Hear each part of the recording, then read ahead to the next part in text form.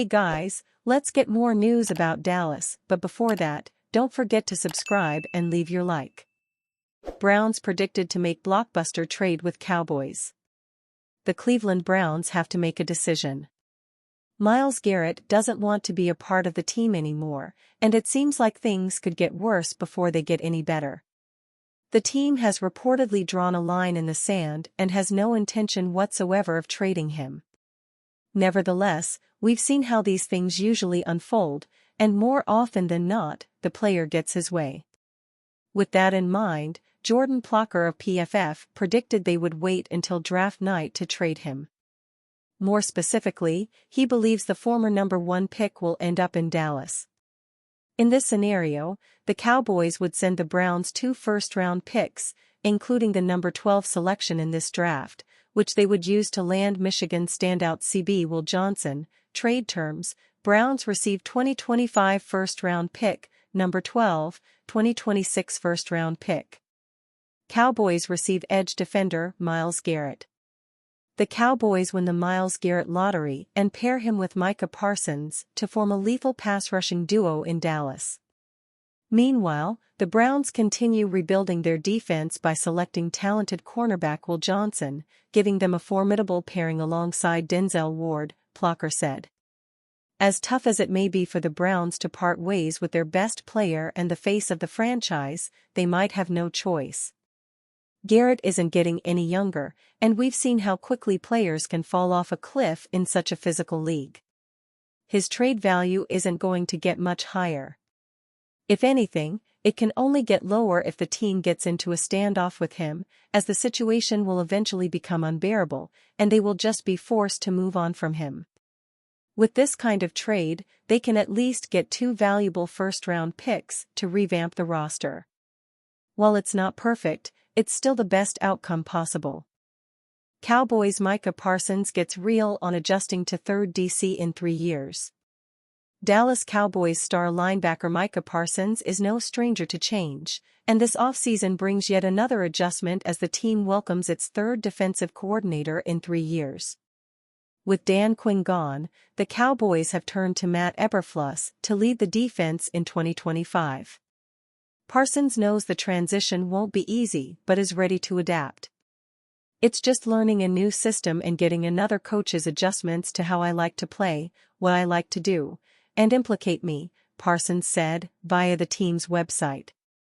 Obviously, it is challenging with a 3rd defensive coordinator, and is obviously not the greatest thing in the world, but, I mean, that's part of being a pro. You've got to make adjustments. Eberflus brings a background in building disciplined, turnover-driven defenses. During his time with the Indianapolis Colts, his units consistently ranked among the league's best in takeaways.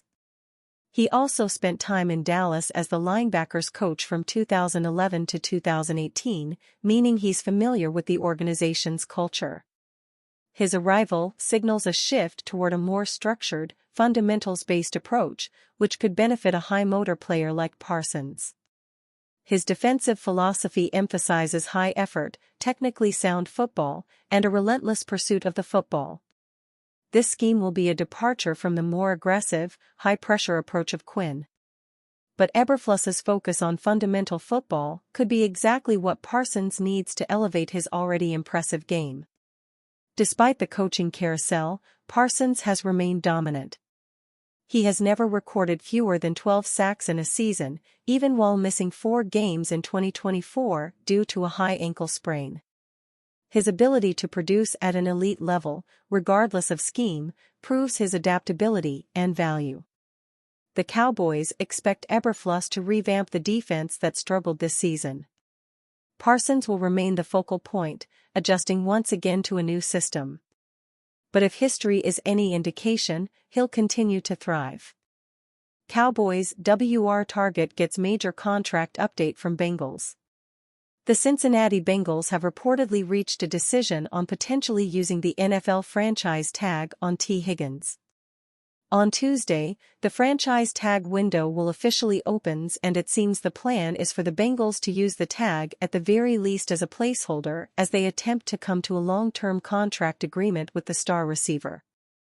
The tag is set to be worth about $26 million, so even if no deal is struck, Higgins will get that amount, fully guaranteed, for the 2025 season. Or, even as both sides continue to work on getting a long-term extension completed, with the deadline for that on July 15, other bidders can swoop in with offers to pry Higgins loose from a Bengals franchise that is notoriously frugal in these matters. Are the Dallas Cowboys, who are, also notoriously frugal in these matters, when it comes to outside free agents, prepared to swoop? If the Cowboys are going to compete for a championship with an offense centered around Dak Prescott as a franchise quarterback, they need offensive weaponry. Not coincidentally, the beauty of Prescott's contract, massive as it is that its structure does allow Dallas to chase those expensive weapons. Until you see it in black and white, there is no counting on a promise here, even as Jerry and Stephen Jones have suggested a willingness to change their approach to free agency. But there is potential, in the form of a possible $100 million in cap room for 2025. Chief among the key positions of his receiver, where Dallas relied heavily on CeeDee Lamb but struggled with poor depth and consistency for much of the season. Want a quick fix? Signing the biggest contract in free agency might do the trick. Yes, that is probably what it will take to steal Higgins from the Bengals, and with the tag, it'll mean a trade might be needed to pull it off. Speaking to the Cincinnati Enquirer recently, Bengals Director of Player Personnel Duke Tobin expressed that a reunion is possible but not imminent. "We feel like we have the resources to do it," Tobin said, "but it all depends on how the negotiation goes and whether they're willing to accept wanting to come back at a number that makes sense for everybody. And you know what we do with T going forward, I've always been very upfront in my desire to have T Higgins on our team. I've never not been upfront about that, and that desire continues, but we have to be able to come together with his representation on what that means and what the right number is for his experience, for his play time, for his production." Tobin's conservative language surely sounds familiar to Dallas fans as it echoes what COO Stephen often says about not wanting to pay great money to good players. The Bengals, assuming they want to truly contend, have little reason to let Higgins walk, outside of the same cap constraints that Dallas always complains about. It remains possible that Higgins surpasses that $30 million mark, as the top receivers, including Lamb at $34 million APY, already do. That's a scary price to pay. But look at Higgins' work with Ja'Marr Chase in Cincy, that's pretty scary for opponents, as a Lamb/Higgins pairing would be here. To be sure, this sort of pursuit would mark a change in the way Dallas does its business. But the addition of a star like Higgins, who posted 911 yards and 10 touchdowns in just 12 games, is the sort of alteration that can allow the Cowboys to remodel quickly. And it's the sort of move of swoop that would cause a presently cynical Cowboys nation to stand up and take notice of the Joneses' suggested change. And you, fan? What do you think of T. Higgins' situation? Leave your opinion in the comments.